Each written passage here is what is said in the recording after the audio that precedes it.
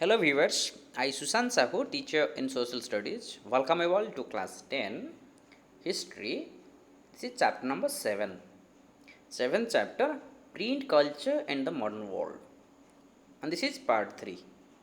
First part and second part we have already finished. This is part 3. So let us move towards the portion of the day. So today we'll start from the reading mania. Well, reading mania. Mania, it means craziness to do anything. So here we are talking about reading. It means पढ़ाई को लेके जो craziness है, जो enthusiastic feeling है, curiosity है, इसके बारे में पढ़ेंगे आज. पॉइंट नंबर 1 बताता है, ये बताता है कि choice of different domination set of schools in villages carrying literacy to peasants artisans. जो क्रिश्चियनिटी कम्युनिटी का लोग जो हैं, लोगों को लिटरेट करने के लिए स्कूल्स खोलने लगे. जो कि पीजेंट्स हैं, आर्टिसंस हैं, उनके पास ये सुविधा को पहुंचाने लगे. सो धीरे धीरे ये जो रीडिंग जो पब्लिक या रीडिंग मैनिया जो हम कहते हैं, ये कैसे शुरुआत हुआ, इसका ये पहला स्टेप है कि लोगों के लिए ये एक अपॉर्चुनिटी रहा पढ़ने के लिए. Point number 2 says that by the end of 18th century in some parts of Europe, literacy rate were as high as 60 to 80%. You see the difference. Europe में लगभग 18th सेंचुरी का ख़त्म होते होते 60 to 80% मीन्स 20% लिटरेसी रेट बढ़ गया. आप अंदाज़ा लगा सकते हो कि कैसे ये प्रिंट मटेरियल्स मदद किया लिटरेसी रेट को बढ़ाने के लिए. Next, as literacy and schools spread in European countries, there was a virtual reading mania. So slowly and gradually the common people they started reading. तो पढ़ने लगे. और ये जो रीडिंग पब्लिक, पहले क्या होता था, कुछ लोग पढ़ते थे या कोई एक दो लोग पढ़ते थे, बहुत सारे लोग आसपास खड़े हो जाते थे या बैठ जाते थे सुनने के लिए. वो था लिसनिंग मानिया, क्योंकि बहुत सारे लोग सुनते थे, ज़्यादा लोग सुनते थे. अभी क्या हो रहा है, ज़्यादा लोग पढ़ रहे हैं, तो अभी ये रीडिंग मानिया, राइट. लिसनिंग मानिया से रीडिंग मानिया धीरे धीरे हो गया. There were almanacs, ritual calendars along with ballads, folk tales, जो कि ट्रेडिशनल उनका लोकल लैंग्वेज में, वर्नाकुलर लैंग्वेज में लिखा हुआ, उनको जो कि अट्रैक्ट लगे, जो अच्छा लगे, उनको जो आकर्षित करे पब्लिक को, ऐसा वाला राइटिंग सब राइटर्स लोग लिखते थे. In England penny chip books were carried by petty peddlers known as Chapman.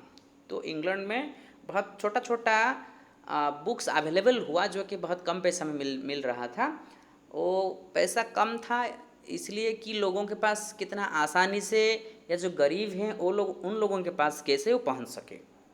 Number 6 point tells that France ने, in France were Bibliotheque blue which were low price small books printed for the poor quality paper. France में जो available होता था बोलियोलिथिक blue, ये क्या होता था, लो priced small book होता था. और ये प्रिंटिंग मटेरियल थोड़ा लो क्वालिटी का था, लेकिन ये कम पैसा में था, जो कि मैक्सिमम लोग अवेल कर सके इसको. ओके, तो फिर आगे देखते हैं नेक्स्ट पॉइंट वाला, उसी पॉइंट को कंटिन्यू करके. Similarly the ideas of scientist philosophers जो होते थे now became more accessible to common people. इसका मतलब ये है कि जो साइंटिस्ट लोगों का मन में जो आइडिया है, फिलोसोफर्स लोगों का जो थॉट्स है, जो समाज को बदलाव के लिए या कुछ चेंजेस लाने के लिए, डेवलपमेंट करने के लिए उनका जो सोच है, जो थॉट्स है, अभी कॉमन लोगों के पास पहुंच गया. कैसे, प्रिंटिंग मटेरियल्स के हिसाब से. Then next it says that when scientists like Sir Isaac Newton began to publish their discoveries, they could influence a much wider circle of scientifically minded readers. जो रीडर्स, जो पाठक साइंटिफिकली वो उनका thought जो है बहुत डेवलप होता था. और एक फेमस साइंटिस्ट, एक अच्छा आइडिया वाला साइंटिस्ट, जब उनका रीडिंग्स वो पढ़ते थे तो वो मोटिवेट होते थे, मोटिवेटेड होके इनकरेज्ड होते थे, इंस्पायर होते थे, और ये आइडिया को अपनाने के लिए आगे आते थे. ये बहुत पॉजिटिव पॉइंट होता था.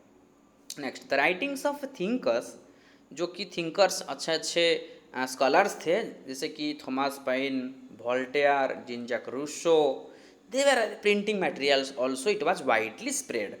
लोगों के पास ये भी पहुंचने लगा. Next, it says the thoughts that ideas about science, religion, and rationally found their way into popular literature. तो ऐसे क्या हुआ, ये जो लिटरेचर, जो राइटिंग वर्क, ये धीरे धीरे पॉपुलैरिटी होने लगा, क्योंकि ये सिर्फ ऐसे कविता, ऐसे सिर्फ छोटा छोटा ऐसे नहीं लिखा जाता था। साइंटिस्ट लोगों का आइडिया, फिलोसोफर्स लोगों का थॉट्स, जो कि अलग अलग सेक्टर का, कोई डॉक्टर होंगे, कोई इंजीनियर होंगे, उनका जो माइंड है, उनका जो थिंकिंग है, ये थिंकिंग पैटर्न को प्रिंटिंग मटेरियल्स में जब कन्वर्ट किया गया, तब लोगों को ये बहुत आसानी से उनके पास पहुंच गया और लोग उसके द्वारा इन्फ्लुएंस हुए, प्रभावित हुए। Okay, next will talk about tremble, they are for tyrants of the world. ये क्या होने लगा, ट्रेम्बल, ट्रेम्बल मतलब shaking, they are for tyrants of the world.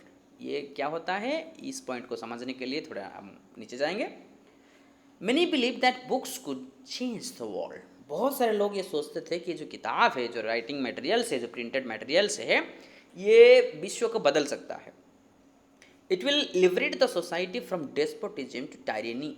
ये जो डेस्पोटिज्म है, ये जो हायर लोअर थिंकिंग है, ये जो अप डाउन, रिच पुअर, ये जो डिस्टेंस है, और जो ruling section and rule section, ये जो डिस्क्रिमिनेशन है, इसको ये बदल देगा। डेस्पोटिज्म टू टायरेनी, ये जो है, ये जो डेस्पोटिज्म टायरेनी को बदल के क्या करेगा, लिबरेट करेगा, फ्री करेगा, लोगों को फ्रीडम देगा। Reason and intellect would rule. तो कौन रूल करेगा, रीजन एंड इंटेलेक्ट। सो ये ऐसा एक समय आएगा कि लोग अपने शासक को खुद चुनेंगे, अपना रिप्रेजेंटेटिव खुद बनाएंगे, और जो डिक्टेटर हैं उनका शासन बंद होगा। Louis Sebastien Mercier, a novelist of 18th century का, वो डिक्लेयर किए the print press is the most powerful engine of progress. Progress का मतलब जो कि डेवलपमेंट, राइट, डेवलपमेंट का सबसे अच्छा स्ट्रॉन्ग वाला इंजन जो है, ये है प्रिंटिंग प्रेस, या जो प्रिंटिंग मटेरियल्स जो बनाता है। So this was really a precious sentence.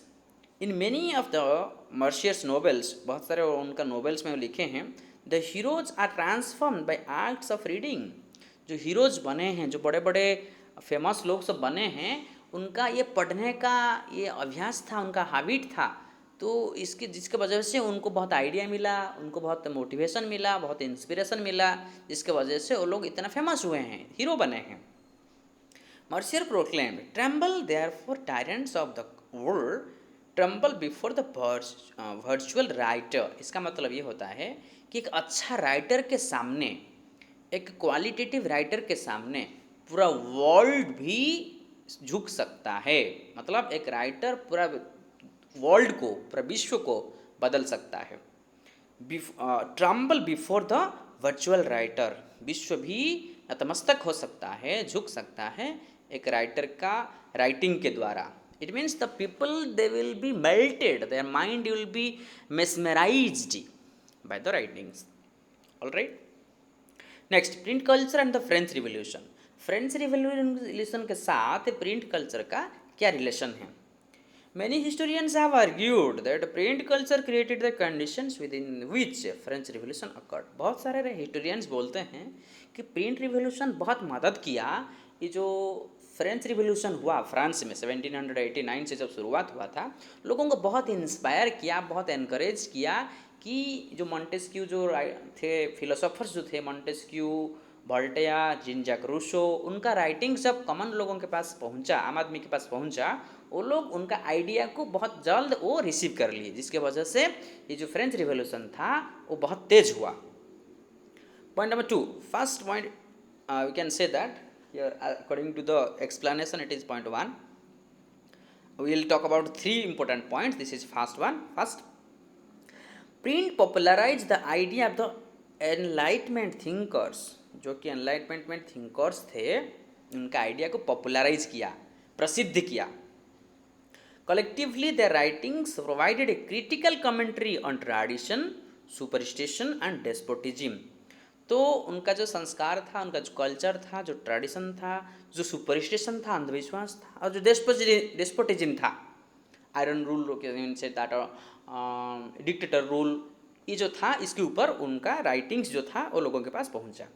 Next, they argued for the rule of region rather than custom and demanded that everything be judged through the application of regions and rationality.